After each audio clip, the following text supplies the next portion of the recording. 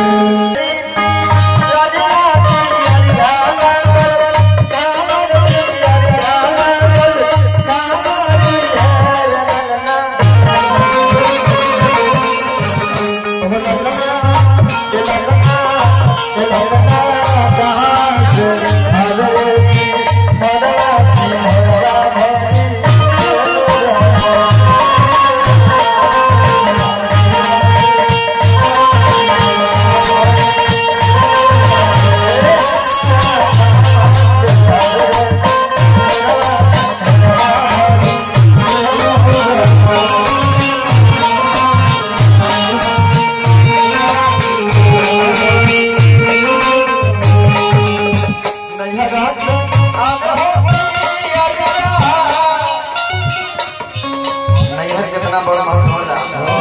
नैहर से पूछाऊ आ जा नैहर से पूछाऊ आ जा पहले के लोग बात